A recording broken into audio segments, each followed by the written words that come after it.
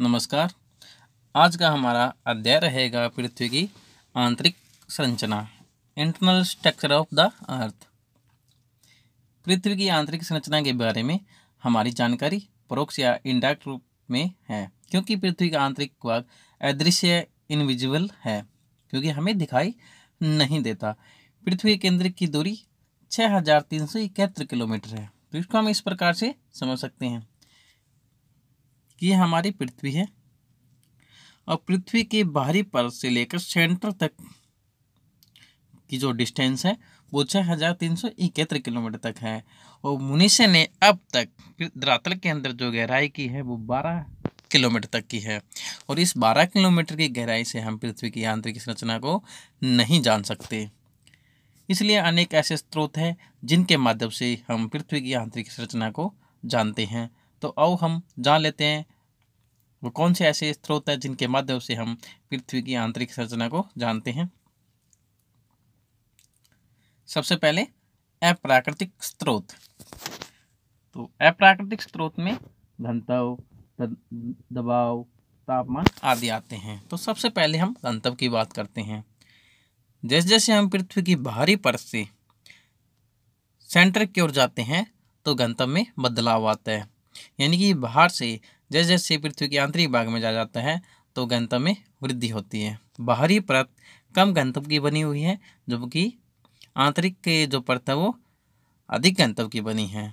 तो इससे पता चलता है कि जो पृथ्वी का सेंटर है उसके अंदर लोहा और निकल जैसी भारी चट्टानें हैं। इसी प्रकार से दबाव का संबंध घनत्व के साथ में होता है। जैसे जैसे बाहरी परत से आंतरिक परत की ओर जाया जाता है तो घनत्व का वृद्धि होती है, तो घनत्व के साथ साथ में दबाव में भी वृद्धि होती है। तीसरे नंबर पर तापमान के माध्यम से भी पृथ्वी की आंतरिक संरचना को जाना जा सकता है। विद्वान मानते हैं कि 32 मीटर की गहराई पर 1 डिग्री सेल्सियस तापमान बढ़ जाता है। इस प्रकार से पृथ्वी की आंतरिक के भाग का तापमान 2000 डिग्री सेल्सियस है। लेकिन कुछ विद्वान मानते हैं कि पृथ्वी का आंतरिक भाग में जो तापमान है वो 6000 डिग्री सेल्सियस है। इस प्रकार तापमान को लेकर विद्वानों के मतभेद है। दूसरे नंबर पर पृथ्वी की उत्पत्ति से जुड़े सिद्धांत। कुछ ऐसे सिद्धांत जो विद्वानों ने दिए थे और वो पृथ्वी की उत्पत्ति से वो जुड़े हुए थे, और इन्हीं सिद्धांतों के माध्यम से भी पृथ्वी की आंतरिक संरचना को जाना जा सकता है। जैसे कि कांट ने भव्य राशि विचारधारा या गैसेस हाइपोथेसिस, इसी प्रकार से लाप्लेस का निहारिका परिकल्पना। तो इसके द्वारा यह सिद्ध होता है कि पृथ्वी का जो आंतरिक भाग है वो गैसेस फॉर्म में है, यानी लाप्लेस और कांट पृथ्वी की आंतरिक संरचना को गैसेस फॉर्म में मानते हैं। इसी तरह चैम्बरलिन और मोल्टन की ग्रहण परिकल्पना यह बताती है कि पृथ्वी का जो आंतरिक भाग है वो ठोस अवस्था में है। इसी प्रकार जीन्स और जेवरे की ज्वारीय परिकल्पना यह बताती है कि पृथ्वी का जो आंतरिक भाग है वो तरल अवस्था में है या लिक्विड फॉर्म में है। इसी प्रकार से प्राकृतिक साधन में ज्वालामुखी मैग्मा, उल्कापिंड और भूकंप विज्ञान। इस प्रकार से सबसे पहला ज्वालामुखी मैग्मा। धरातल से ज्वालामुखी से मैग्मा निकलता है और मैग्मा तरल अवस्था में है, और इसी तरल अवस्था से यह पता लगाया जा सकता है कि पृथ्वी का आंतरिक भाग तरल अवस्था में है। इसी प्रकार से उल्कापिंड, जैसे पृथ्वी का निर्माण हुआ था उसी समय उल्कापिंडों का निर्माण हुआ, और उल्कापिंड के आंतरिक संरचना से ये पता लगाया जा सकता है कि जिस प्रकार से उल्कापिंड की आंतरिक संरचना है उसी प्रकार से पृथ्वी की भी आंतरिक संरचना है। तीसरे नंबर पर भूकंप विज्ञान या सिस्मोलॉजी, ये आधुनिक विचारधारा है, और आज के विद्वान पृथ्वी की आंतरिक संरचना में भूकंप विज्ञान को आगे मानते हैं। तो इसके बारे में जान लेते हैं। भूकंप मूल से, यानी कि अर्थक्वेक फोर्स, जहाँ से भूकंप की उत्पत्ति होती है, वहाँ से P, S और L तरंगों का जन्म होता है, जो भूकंप मूल से सीधा ना चलकर टेढ़े मार्ग का अनुसरण करती है या वक्राकार रूप में चलती है। तरंगों में यह बदलाव पृथ्वी के आंतरिक भाग में घनत्व में विभिन्नता के कारण होता है। इसी प्रकार बीबी गोलिसन कहते हैं कि भूकंप वे चिराग है जो पृथ्वी की आंतरिक संरचना को उजागर करते हैं। बहुत ही बढ़िया बातें कही हैं उन्होंने कि भूकंप के माध्यम से पृथ्वी की आंतरिक संरचना को जाना जा सकता है। इसी प्रकार से एल तरंगे धरातल पर चलती है और सबसे ज़्यादा विनाशकारी होती है, और एस तरंगे 2900 किलोमीटर की गहराई पे जाकर लुप्त हो जाती है। और एस तरंगों की विशेषता होती है, एस तरंगों की विशेषता होती है कि वो तरल अवस्था से जैसे गुजरती है तो विलुप्त हो जाती है। तो इससे पता चलता है कि 29 किलोमीटर की गहराई पर पृथ्वी लिक्विड फॉर्म में है, तथा पी तरंगे आवर्तित हो जाती है या उनका रास्ता वक्राकार हो जाता है। लेकिन पृथ्वी के सेंटर से केवल पी तरंगे ही गुजरती है। जैसे पी तरंगे पृथ्वी के सेंटर से गुजरती है, जैसे पृथ्वी के सेंटर से गुजरती है तो इनकी गति तेज हो जाती है। और तरंगों का अपना एक विशेषता है, चाहे वो पी हो, एल हो या एस हो, जैसे वो ठोस अवस्था से गुजरती है उनकी गति तेज हो जाती है। तो जैसे क्रोड से पी तरंगे गुजरती है तो उनकी गति तेज हो जाती है। तो इससे ये पता लगता है कि पृथ्वी की जो आंतरिक संरचना वो भारी पदार्थों से या कठोर अवस्था में है। तो भारी धातु के रूप में निकल और लोहे के रूप में है, जिनका घनत्व 11 से लेकर 13 ग्राम घन सेंटीमीटर के करीब है। इसी प्रकार से पी व एस तरंगों के अलावा 4 तरंगे अन्य भी हैं, जैसे पीजी, एसजी, पी स्टार और एस स्टार। पीजी का संबंध पी के साथ में है और एसजी का संबंध एस के साथ में है। ऐसी तरंगे जिनकी गति पी से कम होती है उनको पीजी कहते हैं, और ऐसी तरंगे जिनकी गति एस से कम होती है उनको एसजी कहते हैं।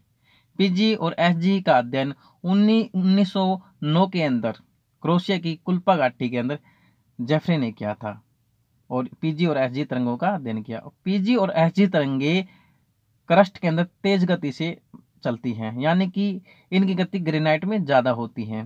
तो इनसे पता चलता है कि जो क्रस्ट है, जो अपरी पार्ट जिसे हम कहते हैं क्रस्ट का, वो ग्रेनाइट से बना है। इसी प्रकार पी स्टार और एस स्टार, पी स्टार और एस स्टार, पी स्टार की गति होती है पी और पीजी के मध्य की होती है, और एस स्टार की गति एस और एसजी के मध्य की होती है। पी स्टार का अध्ययन 1923 के अंदर कोनार्ड मोदी ने किया था, और एस स्टार का अध्ययन जेफरे मोदी ने 1926 में किया था। और ये ऐसी तरंग हैं जिनसे पृथ्वी के मध्य भाग की जानकारी ली जा सकती है। इस प्रकार से इस डायग्राम के माध्यम से हम देख सकते हैं कि जैसे ही भूकंप उत्पन्न होता है तो यहाँ से एस और पी तरंगे पृथ्वी के आंतरिक भागों की ओर गमन करती है, और 2900 किलोमीटर बजाकर एस तरंगों का जो मार्ग होता है वह वक्राकार हो जाता है, यानी कि सेंटर में से नहीं गुजर सकती। तो इससे ये पता चलता है जहाँ से ये वक्राकार होती है वहाँ पृथ्वी लिक्विड फॉर्म में है, क्योंकि एस तरंगे कभी भी लिक्विड फॉर्म में से नहीं गुजर सकती, केवल एस पी तरंगे ही गुजर सकती हैं। और जैसे पी तरंगे गुजरती हैं उनका रास्ता भी वक्राकार हो जाता है या आवर्तित हो जाती है, लेकिन सेंटर से केवल पी तरंगे ही गुजर सकती है। और जैसे सेंटर में से पी तरंगे गुजरती है उनकी गति तेज हो जाती है, और इससे पता चलता है कि सेंटर भाग ठोस अवस्था में है और भारी धातुओं से बना हुआ है। विद्वान का मानना है कि 103 डिग्री से लेकर, यानी कि 103 डिग्री जहाँ से भूकंप उत्पन्न होता है, 103 डिग्री से लेकर 142 डिग्री तक किसी भी प्रकार की तरंगों का रिकॉर्ड नहीं किया जा सकता, और ऐसे जोन को वेव शैडो जोन कहते हैं। नेक्स्ट, अनेक ऐसे विद्वान रहे जिन्होंने पृथ्वी की आंतरिक संरचना को बांटने का प्रयास किया। तो सबसे पहले स्वेज का जो मत है वो सबसे ज़्यादा मान्यता प्राप्त है। स्वेज महोदय ने पृथ्वी को 3 भागों में बांटा, श्याल, सीमा और निफे। तो इस डायग्राम के माध्यम से हम देख सकते हैं श्याल ऊपरी परत यानी अवसादी रॉक्स के नीचे है, श्याल के बाद में सीमा और सीमा के बाद में कोर या जिसे निफे कहते हैं। तो इस प्रकार से स्वेज महोदय ने पृथ्वी की आंतरिक संरचना को 3 भागों में बांटा है, श्याल, सीमा और निफे या कोर। तो इनकी जानकारी हम ले लेते हैं। श्याल का निर्माण सिलिका, एसआई और एल्युमिनियम से हुआ है। तो इनके दोनों शब्द पहले एस और आई, ए और एल। यह परत अवसादी चट्टानों के नीचे रवेदार आग्नेय तथा और रूपांतरित चट्टानों की बनी है, जिनका स्वभाव अम्लीय है। श्याल का औसत घनत्व 2.4 से लेकर 2.9 ग्राम घन सेंटीमीटर है और मोटाई 50 किलोमीटर से लेकर 200 किलोमीटर तक है। महाद्वीपों का निर्माण स्याल से हुआ है। नेक्स्ट, सीमा। सीमा का निर्माण सिलिका और मैग्नीशियम से हुआ है। SI और MI। MA, सीमा। सीमा का निर्माण सिलिका SI और मैग्नीशियम MA, मैग्नीशियम, और इन दोनों के संयुक्त नाम को सीमा कहते हैं। इस परत का घनत्व 2.9 से लेकर 4.7 ग्राम घन सेंटीमीटर है। इसकी औसत गहराई सियाल की तल से 2900 किलोमीटर तक है। यह परत क्षारीय चट्टानों से बनी है और महासागरों की तली सीमा की बनी है। तीसरे नंबर पर निफे। इसका निर्माण निकल और फेरियम Ni और Fi। इसकी गहराई 2900 किलोमीटर से लेकर पृथ्वी के अंदर 6371 किलोमीटर तक है। निफे का घनत्व 11 ग्राम सेंटीमीटर है। 11 ग्राम घन सेंटीमीटर के रूप में हम इसको कह सकते हैं। पृथ्वी की संरचना की आधुनिक बात। पृथ्वी की संरचना की आधुनिक बात भूकंप विज्ञान के साथ जुड़े हुए हैं। भूकंप विज्ञान के आधार पर पृथ्वी के आंतरिक संरचना को 3 भागों में बांट सकते हैं। सबसे पहले भूपर्पट्टी, क्रस्ट जिसे हम कहते हैं। यह परत पृथ्वी की सबसे ऊपरी और पतली परत है और जिसकी महाद्वीप पर औसत मोटाई 33 किलोमीटर है और महासागर पर औसत मोटाई 5 किलोमीटर है। भूकंपीय तरंगों के आधार पर इस परत को प्रमुख 2 भागों में बांटा जा सकता है। सबसे पहले ऊपरी क्रस्ट। इसमें ग्रेनाइट चट्टानें मिलती हैं जिससे महाद्वीपों का निर्माण हुआ है। इस परत को स्याल भी कहते हैं। इसका निर्माण सिलिका और एल्यूमिनियम से हुआ है। दूसरे नंबर पर निम्न क्रस्ट। इस परत में बेसाल्ट चट्टानें मिलती है और जिससे महासागरों का निर्माण हुआ है। इस परत को सीमा भी कहते हैं। इसका निर्माण सिलिका और मैग्नीज से हुआ है। उसके बाद में हम कुछ अन्य बातें जान लेते हैं, जैसे असंतति या डिसकंटिन्यूटी क्या होती है। पृथ्वी के परतों के मध्य यानी 2 परतों के मध्य संक्रमण क्षेत्र मिलता है जहां दोनों परतों की विशेषता मिलती हैं और ऐसे क्षेत्र को असंतति या डिसकंटिन्यूटी कहते हैं। तो जैसे कि स्याल और सीमा के बीच में, सीमा और क्रोड के बीच में, तो अलग अलग परतें हैं, उनके बीच में कुछ ट्रांजिशन जोन मिलते हैं जिसे असंतति कहते हैं, जिनका अध्ययन हम इस प्रकार से कर सकते हैं।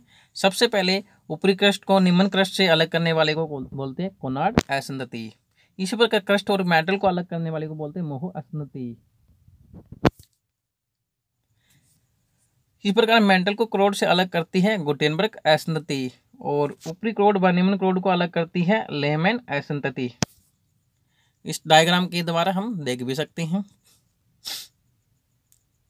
किस प्रकार से पृथ्वी की आंतरिक संरचना है। इसमें हम देख सकते हैं कि जो महाद्वीप है वो ग्रेनाइट से बने हुए हैं, महासागर है या ओशियन है वो बेसाल्टिक रॉक से बने हुए हैं, और जो मेटल का अपर पार्ट लिथोस्फीयर के रूप में है, उसके बाद एस्नोस्फीयर, और यहाँ अपर क्रस्ट और लोअर क्रस्ट के बीच में कोनार्ड असंतति मिलती है। और इसके पास कोना जो हम बात कर रहे हैं क्रस्ट और मेटल के बीच में मोहो असंतति मिलती है। इस प्रकार से आगे हम अध्ययन कर सकते हैं जो अपर मेटल है लोअर मेटल के बीच में, जो आपको बताया था किस प्रकार से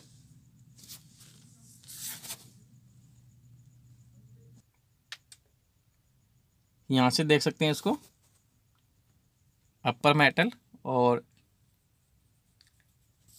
लोअर मेटल के बीच में रेप्टी असंतति मिलती हैं। नेक्स्ट मेटल कोरोड के बीच में गुटेनबर्ग असंतति मिलती हैं और इसी प्रकार से अपर क्रोड और लोअर कोर के बीच में ले में डिस्कंटिन्यूटी मिलती है। तो इस प्रकार से अलग अलग परतों के मध्य जो संक्रमण जोन होता है उनको डिस्कंटिन्यूटी बोलते हैं, जिनके बारे में हमने अध्ययन किया है। उसके बाद में पेटल, इस परत की औसत मोटाई 2900 किलोमीटर है। इस परत से ही संवहनीय धाराएं निकलती है जो भूकंप, ज्वालामुखी, महाद्वीप विस्थापन के लिए ऊर्जा प्रदान करती है। यानी कि यहीं से ही संवहनीय कन्वेक्शनल करंट निकलती है जो भूकंप या ज्वालामुखी या महाद्वीप विस्थापन के लिए ऊर्जा प्रदान करती है। इसका औसत घनत्व 4.5 ग्राम घन सेंटीमीटर है।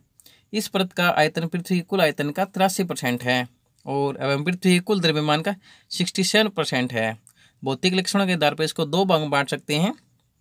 सबसे पहले ऊपरी मेटल मोहरोविसिस से लेकर 950 किलोमीटर तक इस परत जो दुर्बलता मंडल के रूप में कहलाता है। यह मंडल लावा का उद्गार स्रोत है। निचली मेटल 950 किलोमीटर से लेकर 2900 किलोमीटर तक का भाग इसके अंदर इंक्लूड होता है। नेक्स्ट क्रोड, क्रोड को गुरुमंडल भी कहते हैं या भारी मंडल भी कहते हैं।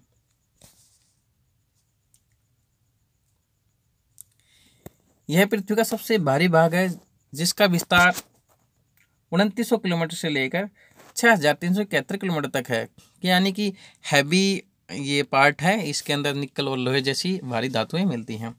इसका आयतन समस्त पृथ्वी के आयतन का 16% और समस्त पृथ्वी के द्रव्यमान का 32% है। क्रोड को प्रमुख दो भागों में बांटा जा सकता है, बाहरी क्रोड और आंतरिक क्रोड। बाहरी क्रोड यह भाग 2900 किलोमीटर से लेकर 5150 किलोमीटर तक है। इसका घनत्व 10 ग्राम घन सेंटीमीटर है। यह भाग अर्धध्रुवीय अवस्था में है जिस कारण इसमें पी तरंगे नहीं गुजरती।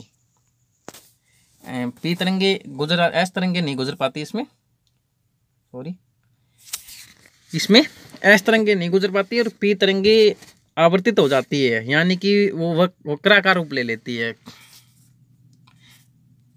नेक्स्ट है आंतरिक क्रोड, यह भाग 5150 किलोमीटर से लेकर 6371 किलोमीटर तक है।